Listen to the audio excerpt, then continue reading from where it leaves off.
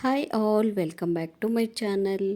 ಇವತ್ತಿನ ರೆಸಿಪಿ ಬಗ್ಗೆ ಹೇಳೋದಾದರೆ, ಮನೆಯಲ್ಲಿರುವಂಥ ಸಾಮಗ್ರಿಗಳನ್ನು ಬಳಸಿ ಯಾವ ರೀತಿಯಾಗಿ ನಾವು ಸಾಂಬಾರನ್ನ ಮಾಡೋದು ಅಂತ ತಿಳಿಸ್ಕೊಡ್ತಿದ್ದೀನಿ.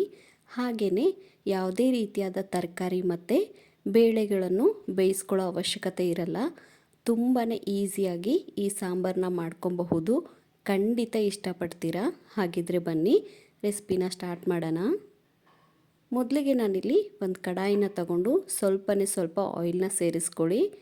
ಹಾಗೆಯೇ ಒಂದೆರಡು ಬೆಳ್ಳುಳ್ಳಿನೂ ಕೂಡ ಸೇರಿಸ್ಕೊಳ್ಳಿ. ನಂತರ ನಾನಿಲ್ಲಿ ಈರುಳ್ಳಿ ಕೂಡ ಹಾಕ್ಕೊತಾ ಇದ್ದೀನಿ. ಹಾಗೆಯೇ ಕೊಬ್ಬರಿ ಕೂಡ ಸೇರಿಸ್ಕೊತಾ ಇದ್ದೀನಿ. ನಂತರ ನಾನಿಲ್ಲಿ ಅರ್ಧದಷ್ಟು ಟೊಮೆಟೊನ ಬಳಸ್ತಾ ಇದ್ದೀನಿ. 1 ಸ್ಪೂನ್ ಆಗುವಷ್ಟು ಜೀರಿಗೆನೂ ಸಹ ಸೇರಿಸ್ಕೊಳ್ಳಿ. ಹುಳಿಗೆ ಅಂತಲೇ ಸ್ವಲ್ಪ ನಾನಿಲ್ಲಿ ಹುಣಸೆಯನ್ನು ಕೂಡ ಸೇರಿಸ್ಕೊತಾ ಇದ್ದೀನಿ. ಇವಾಗ ನಾವು ಇದನ್ನು ಫ್ರೈ ಮಾಡ್ಕೊಬೇಕಾಗತ್ತೆ. 1-2 ನಿಮಿಷ ಫ್ರೈ ಆದರೆ ಸಾಕು. ಲೋ ಫ್ಲೇಮಲ್ಲಿಟ್ಟು ಚೆನ್ನಾಗಿ ಫ್ರೈ ಮಾಡ್ಕೊಳ್ಳಿ.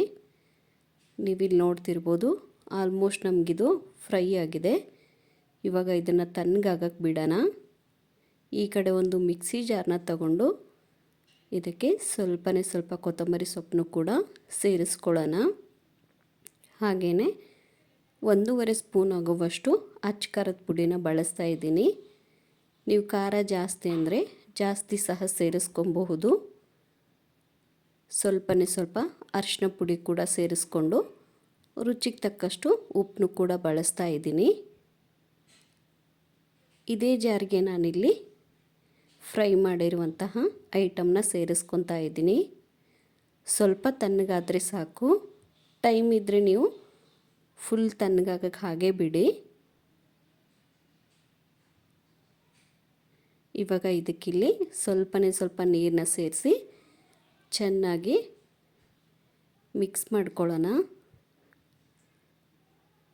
ನೋಡಿ, ಇಷ್ಟು ನಮಗೆ ಪೇಸ್ಟ್ ಆದರೆ ಸಾಕು.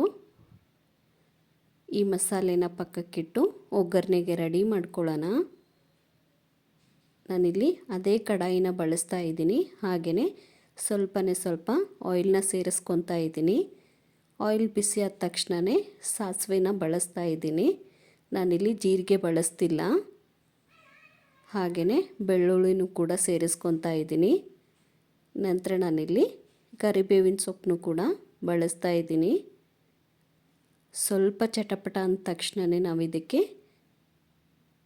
1-2 ರೆಡ್ ಮೆಣಸಿನ್ಕಾಯಿನ ಹಾಕ್ಕೊಬೇಕಾಗತ್ತೆ. ಹಾಗೆಯೇ ಸ್ವಲ್ಪ ಈರುಳ್ಳಿನೂ ಕೂಡ ಸೇರಿಸ್ಕೊಂಡು ಚೆನ್ನಾಗಿ ಫ್ರೈ ಮಾಡ್ಕೊಳ್ಳಿ. 1-2 ನಿಮಿಷ ಫ್ರೈ ಆದರೆ ಸಾಕು. ಇವಾಗ ನಾವಿಲ್ಲಿ ರುಬ್ಬಿಟ್ಟಿರುವಂತಹ ಮಸಾಲೆನ ಸೇರಿಸ್ಕೊಳ್ಳೋಣ. ನಂತರ ನಾವು ಯಾವ ಕ್ವಾಂಟಿಟಿಗೆ ನಮಗೆ ಸಾಂಬಾರು ಬೇಕೋ ಅಷ್ಟು ನಮಗೆ ನೀರನ್ನ ಸೇರಿಸ್ಕೊಂಡ್ರೆ ಸಾಕು. ಇವಾಗ ಬೇಕಾದರೆ ನೀವು ಟೇಸ್ಟ್ ಮಾಡಿಬಿಟ್ಟು ಉಪ್ಪು ಮತ್ತು ಖಾರ ಕಡಿಮೆ ಅನಿಸಿದರೆ ಈ ಟೈಮಲ್ಲಿ ಸೇರಿಸ್ಕೊಬಹುದು. ನನಗಿಲ್ಲಿ ಸ್ವಲ್ಪ ಉಪ್ಪು ಕಡಿಮೆ ಅನಿಸ್ತು. ಅದಕ್ಕೆ ನಾನಿಲ್ಲಿ ಉಪ್ಪನ್ನ ಸೇರಿಸ್ಕೊತಾ ಇದ್ದೀನಿ. ಇದನ್ನು ಚೆನ್ನಾಗಿ ಕುದಿಯೋಕ್ಕೆ ಹಾಗೆ ಬಿಡಬೇಕಾಗತ್ತೆ. ಈ ಟೈಮಲ್ಲಿ ಬೇಕಾದರೆ ನೀವು ಕೊತ್ತಂಬರಿ ಸೊಪ್ಪನ್ನ ಸೇರಿಸ್ಕೊಬಹುದು. ಸೊ ನೋಡ್ತಿರ್ಬೋದು ನೀವಿಲ್ಲಿ ಆಲ್ಮೋಸ್ಟ್ ನಮಗಿಲ್ಲಿ ಸಾಂಬಾರು ರೆಡಿ ಆಯಿತು. ಇವಾಗ ನಾವು ಇದನ್ನು ಈಸಿಯಾಗಿ ಸರ್ವ್ ಕೂಡ ಮಾಡ್ಕೊಬಹುದು. ರಾಗಿ ಮುದ್ದೆ ಹಾಗೆಯೇ ರೈಸ್ಗೆ ಬೆಸ್ಟ್ ಕಾಂಬಿನೇಷನ್ ಅಂತಲೇ ಹೇಳ್ಬೋದು. ಸೊ ನೋಡಿದ್ರಲ್ಲ ಫ್ರೆಂಡ್ಸ್, ಎಷ್ಟೊಂದು ಈಸಿಯಾಗಿ ಹಾಗೆಯೇ ಕಡಿಮೆ ಟೈಮಲ್ಲಿ ಸಾಂಬಾರನ್ನ ಯಾವ ರೀತಿಯಾಗಿ ಮಾಡೋದು ಅಂತ. ಹಾಗಿದ್ರೆ ಇವಾಗಲೇ ಹೋಗಿ ರೆಸಿಪಿನ ಟ್ರೈ ಮಾಡಿ ಹೇಗಿತ್ತು ಅಂತ ಕಮೆಂಟ್ ಮಾಡೋದನ್ನು ಮರಿಬೇಡಿ. ಇದೇ ಥರ ನನ್ನ ವಿಡಿಯೋಗೆ ಸಪೋರ್ಟ್ ಮಾಡ್ತಾಯಿರಿ. And thank you for watching.